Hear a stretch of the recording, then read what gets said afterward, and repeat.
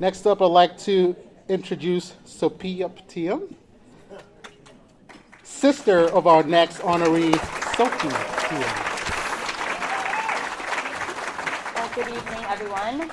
It is my great honor and deep personal joy to introduce tonight's Champion of Community Action Award recipient, my sister, Sophy Theam, who, by the way, is not the manager of the Water Festival. That would be me. But she is the senior manager of diversity, equity, inclusion, and belonging, and senior vice president at Enterprise Bank. They're probably staring at me, so I wanted to make sure I got that straight. She's also a trustee of the Parker Foundation. As her younger sister, I have had the gift of witnessing her journey up close, not just her accomplishments, but her unwavering heart. Before she was a community leader, she was our family champion. We came to this country as refugees, carrying both the weight of our tragic history and the uncertainty of a new beginning. From a young age, Sophy took it upon herself to create stability for us, navigating systems not built for people like us. And she was the one who carried so much of our family's weight on her shoulders, quietly and fiercely as we navigated a new land, a new language, and a system that often didn't see us. She carried the dual burden of survival and hope, and she carried it with grace. She ensured our family's survival.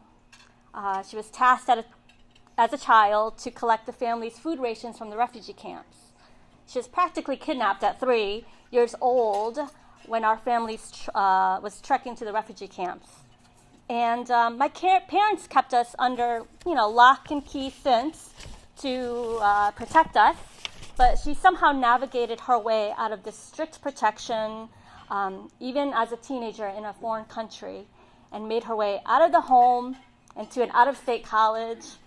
She was like my hero. I don't know how she did that. She may have forged my parents' signature on college applications and acceptance letters.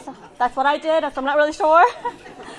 And we, my immediate family here and my extended family, my cousins, we owe our acceptance to the United States, to Sophy, whose love for singing at such an early age allowed her to perfect Christmas carols that was taught at the refugee camps, and the people who helped Khmers resettled thought it would be better for Sophy to go to an English-speaking country instead of my parents' first choice and mine, frankly, France. And as a teenager, she found comfort in being surrounded by other Khmer children. She found a job with an organization that brought Khmer youth together to learn and appreciate the Khmer culture. We were living in Connecticut at that time, and the agency was about 30 minutes away on a highway, which seems so far away when we've only associated with, 5 families, a handful of families in our small town in Connecticut. Yet she pushed hard to be a mentor for this Khmer community of youth. But Sophy didn't stop at caring for our family. She extended that same deep sense of responsibility and love to the broader Khmer community and beyond. She made it her mission to ensure that people, often unseen and unheard, were not only acknowledged but empowered.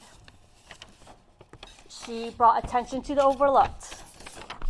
She challenged institutional blind spots and advocated for equity and justice. She has taught me and so many others that community action is not just about changing the systems, it's about building belonging. She made history becoming the first Khmer American trustee of a foundation, the Theodore Edison Parker Foundation. She served it since 2010 as a trustee. And in that role, she continues to uplift and invest in meaningful work by organizations and individuals who are creating real change. She ensures that funding goes where it's needed most and that it's guided by those closest to the issues. And she doesn't do this work for recognition. She does it because she genuinely believes in the dignity of every person and the power of the community to create real, lasting change. Whether it's fighting for housing justice, standing up for immigrant families, or mentoring the next generation of organizers, she shows up fully again and again. And not just when it's easy or when people are watching, but in the moments that are hard and messy and often invisible. Can't look that way, I start to cry.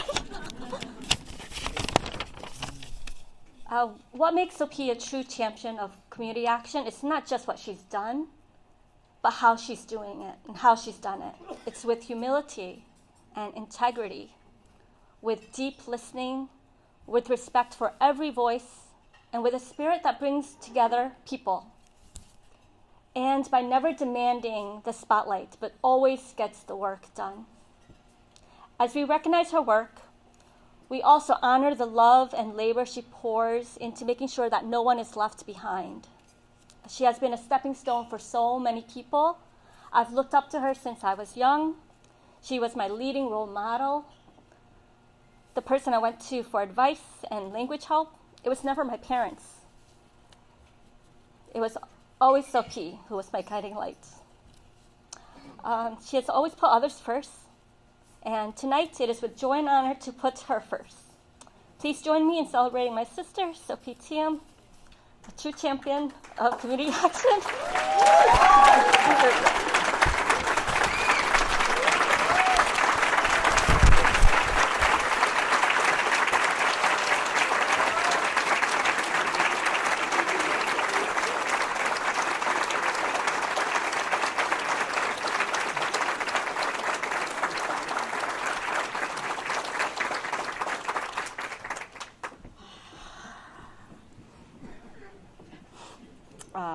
So the reason why I chose Sophy to present, not because of all what she said, but because she remembers everything that happened to me, way more than myself.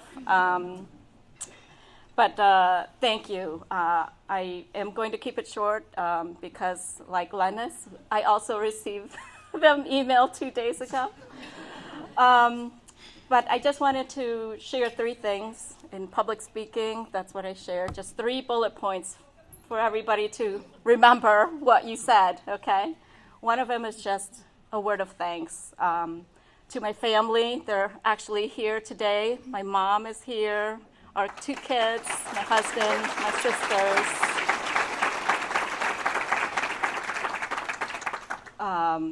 I want to thank Enterprise Bank.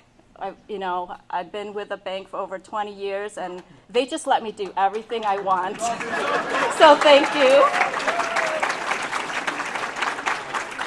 And then I want to thank the Theodore Edson Parker Foundation, the trustees, as well as our advisors and our foundation administrator here. Without it's not very difficult to give other people's money for good. But, it's been a truly humbling experience to be a trustee because I don't know how I would have gotten the opportunity, I suppose, until Lowell called me out, Lowell Flather. But it's just a great way to learn about the important work that happens in the communities out there. The important, much-needed work, and currently I'm just really sad, currently that funding is just being taken away from so many necessary work that's being done, and it's just so sad to me. And I want to thank CTI as well. I know you've been a great proponent of equity and justice of all sorts, trying to eliminate generational poverty that happens. So thank you. And I know we have our community members who came out as well. Some of you may know I've been working with a great group of Prolunkmai committee members and volunteers. to celebrate our 50th anniversary of the fall of Phnom Penh to the Khmer Rouge, thus starting the Cambodian genocide. And the other thing I just want to share is, so not everybody knows this, but colors actually mean a lot in our culture. And when I was younger, my parents would always discourage me not to wear black. And the reason is because during the Khmer Rouge genocide, everyone was in black uniform, especially the soldiers. And red is also a very triggering color. And actually, I had to ask my husband, I'm like, should I wear red? And I never wear red. But I decided to wear red today for a couple of reasons. One, it was the only Khmer scarf that matches my red poppy dress. But secondly, it reminds a lot of people of bloodshed, right? But I decided to wear it today because I want to honor those who had died during the genocide.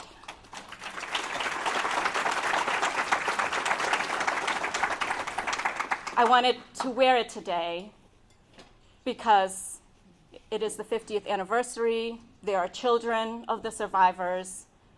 And I've come to a realization, because now I'm maybe 50 years old, because I don't know my birthday, but it's 5575 on my paperwork, so 50 it is.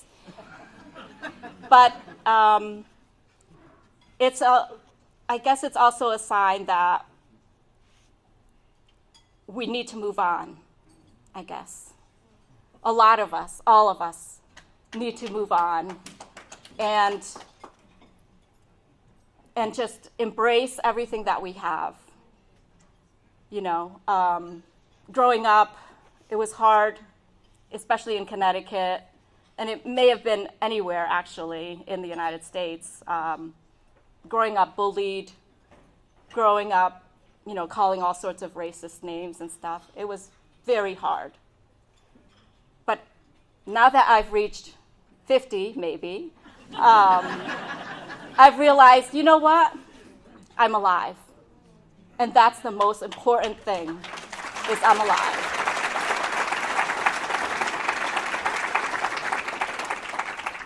And I just want to thank my mom especially. You know, she went through a lot. She lost her son, who would have been our elder brother, when he was about 3 months because of starvation. And she actually had another miscarriage as well along the way between the transit from the Philippines to here. And she raised us. I mean, she worked in factories and 2, sometimes 3 jobs just to raise us. So thank you, Mom, for everything.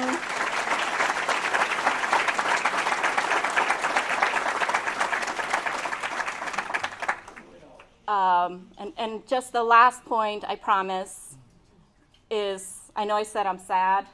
I'm still sad.